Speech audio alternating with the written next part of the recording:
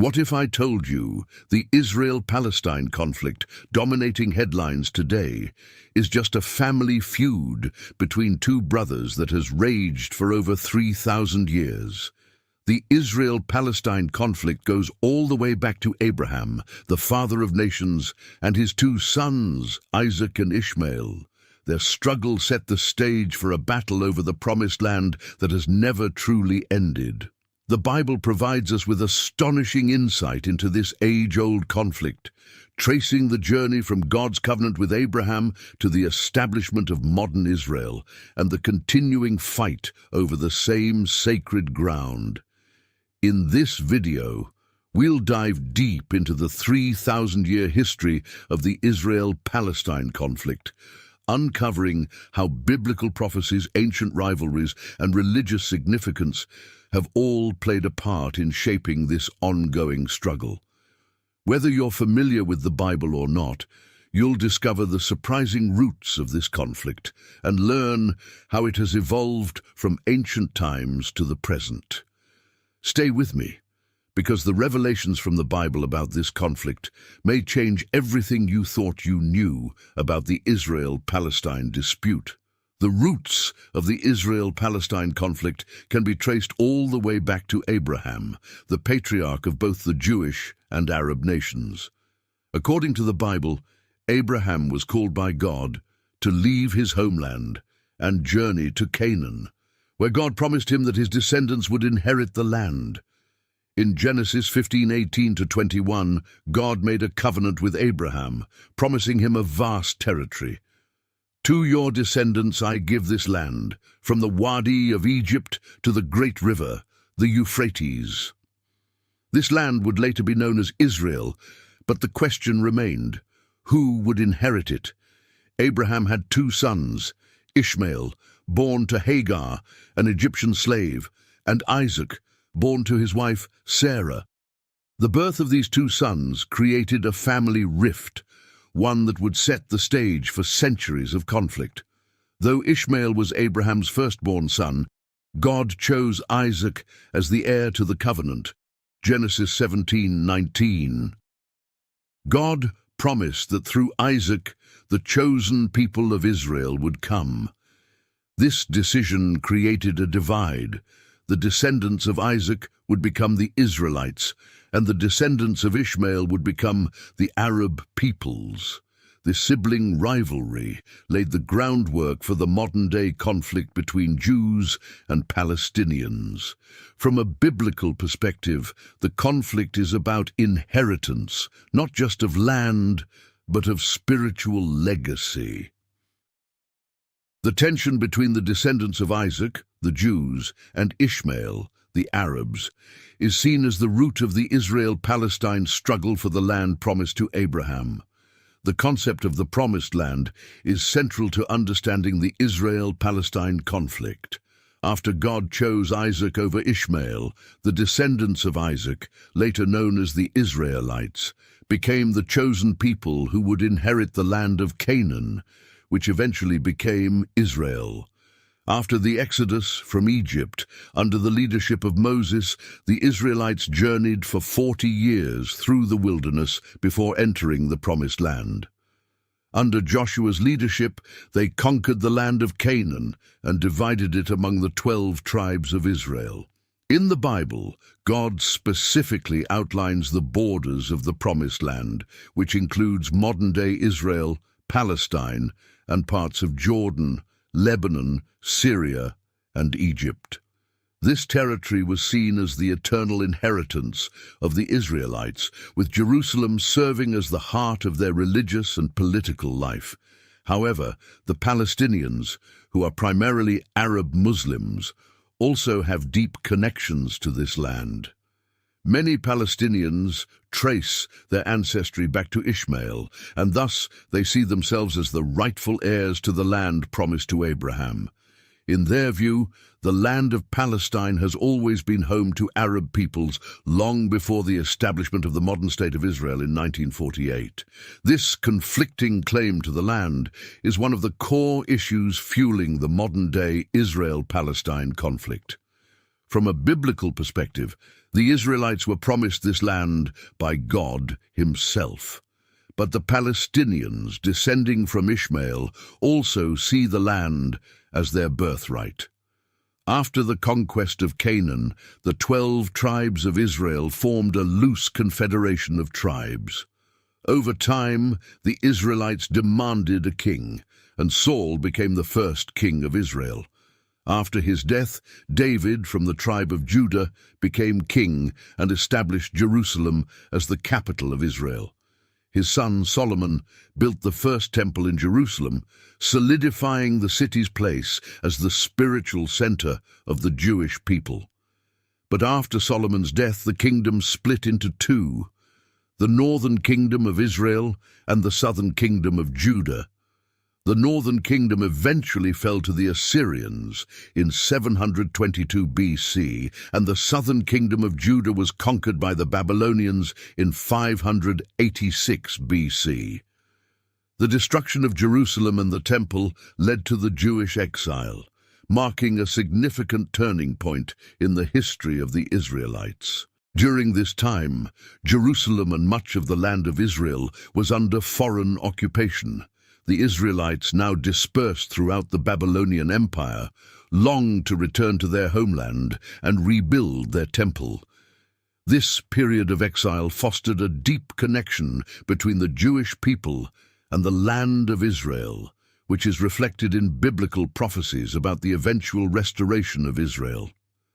The Babylonian exile set the stage for centuries of foreign rule over the land of Israel. From the Persians to the Greeks to the Romans, the land that the Israelites once ruled became a battleground for empires. And yet, the Jewish people held on to the promise that one day they would return to their homeland and be restored as a nation. The next major shift in the Israel-Palestine conflict came under Roman rule. In 63 BC, the Romans took control of Judea, which included Jerusalem.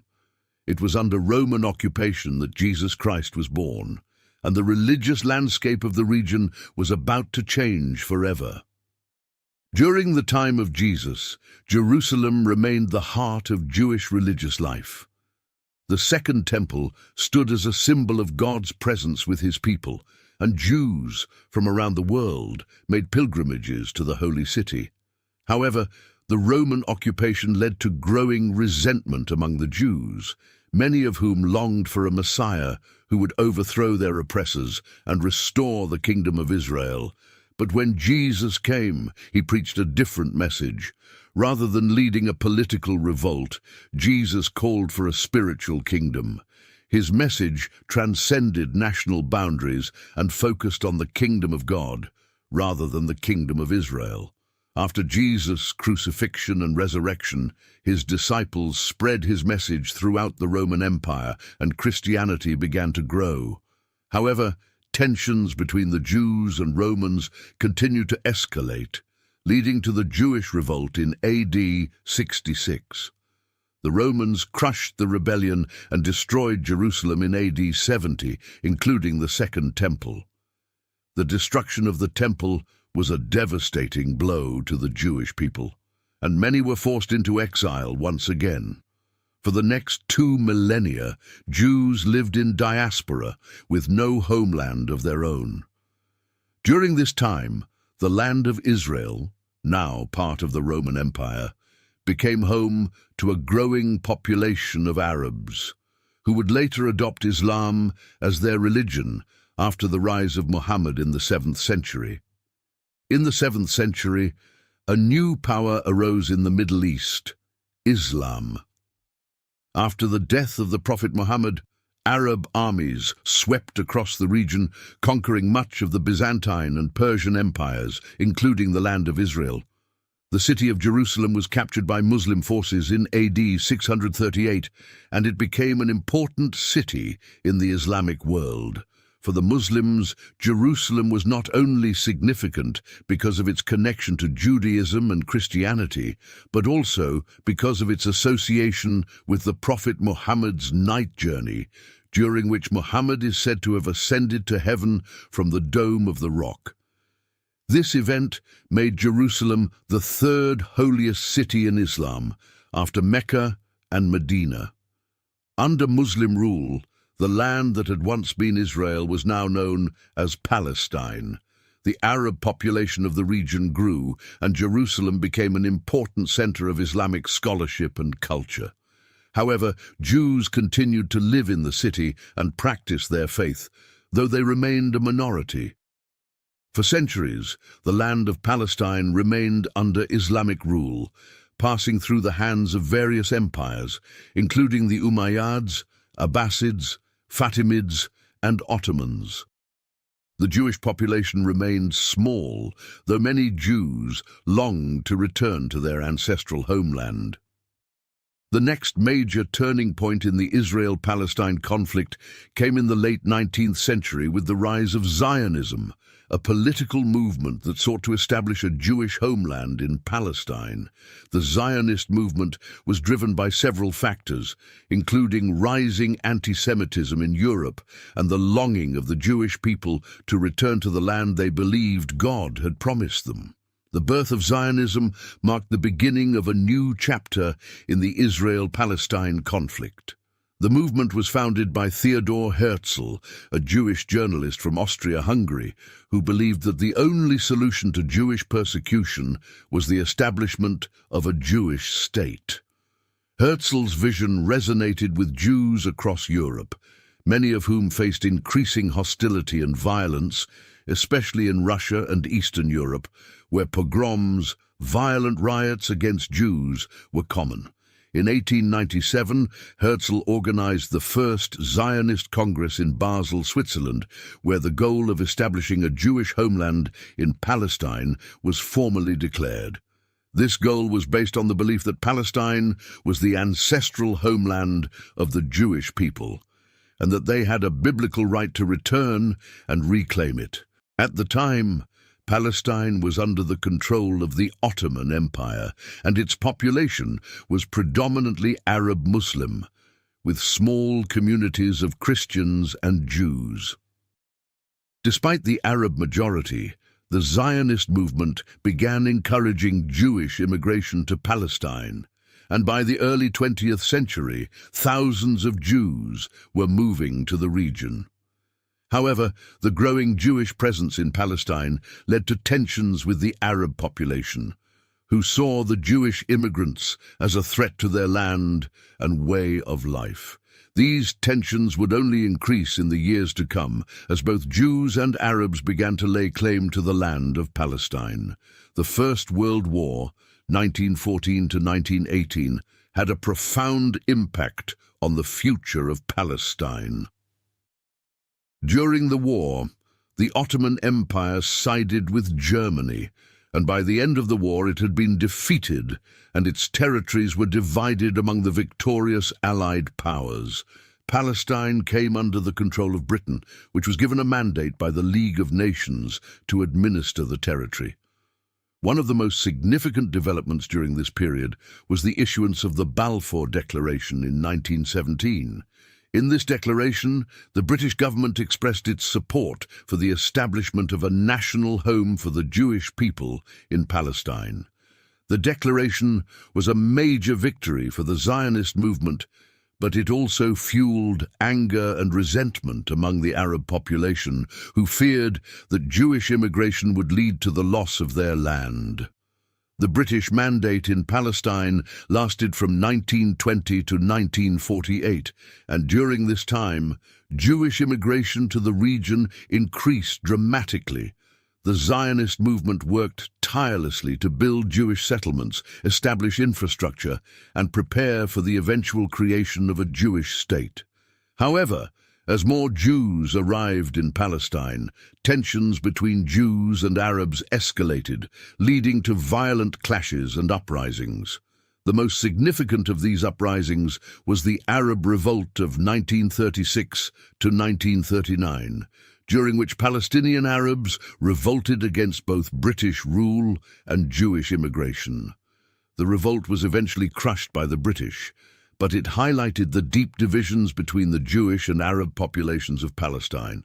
The Holocaust during World War II, 1939 to 1945, had a devastating impact on the Jewish people, with 6 million Jews murdered by the Nazis in concentration camps and extermination camps across Europe.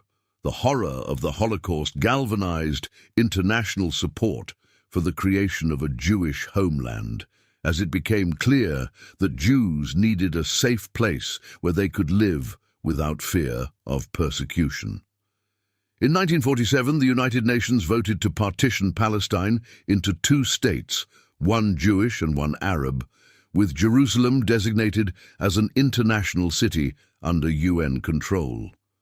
The Jewish leaders accepted the partition plan, but the Arab leaders rejected it, arguing that it was unfair to the Arab population, who made up the majority of the inhabitants of Palestine at the time. Despite Arab opposition, on May 14, 1948, the Jewish community in Palestine, led by David Ben-Gurion, declared the establishment of the State of Israel. The next day, Arab armies from Egypt, Jordan, Syria, Iraq, and Lebanon invaded Israel, sparking the 1948 Arab-Israeli War. Israel emerged victorious from the war, but the conflict had far-reaching consequences. Hundreds of thousands of Palestinians fled or were expelled from their homes during the war, and they became refugees in neighboring Arab countries. The question of what to do with the Palestinian refugees has remained a central issue in the Israel-Palestine conflict ever since. Since the creation of Israel in 1948, the Palestinians have been engaged in a struggle for statehood and self-determination.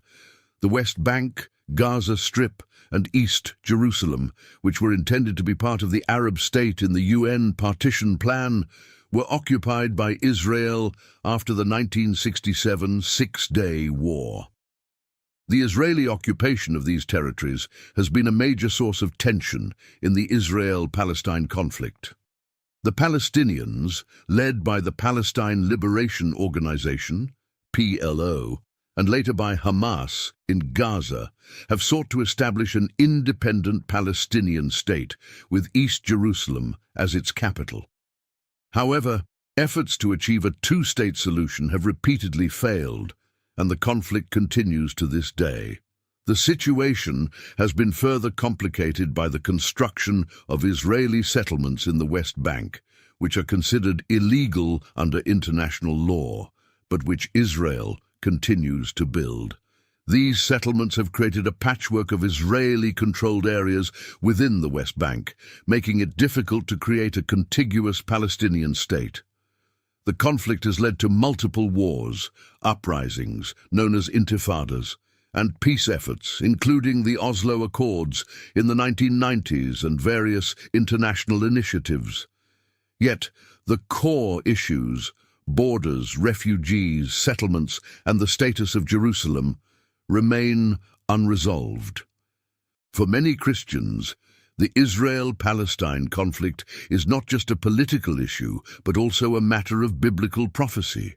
The Bible contains numerous prophecies about the land of Israel, the Jewish people, and the end times, leading some to believe that the modern-day conflict is part of God's plan for the fulfillment of prophecy. One of the most cited prophecies is found in Ezekiel 36-37, where God promises to restore the land of Israel and bring his people back from exile. Many Christians believe that the creation of the modern state of Israel in 1948 was a fulfillment of this prophecy, and that the ongoing conflict is a sign that we are living in the last days. Other prophecies, such as the War of Gog and Magog in Ezekiel 38-39, describe a future invasion of Israel by a coalition of nations, which some believe includes modern-day Iran and Russia. This war is seen as a precursor to the second coming of Christ and the establishment of God's kingdom on earth. However, while many see the conflict as part of God's prophetic plan, Others caution against interpreting every event in the Middle East as a fulfillment of prophecy. The Bible calls Christians to be peacemakers, Matthew 5:9, and to seek justice for all people, including both Jews and Palestinians. While the Bible provides insight into the origins of the conflict, it also calls us to seek peace and pursue justice.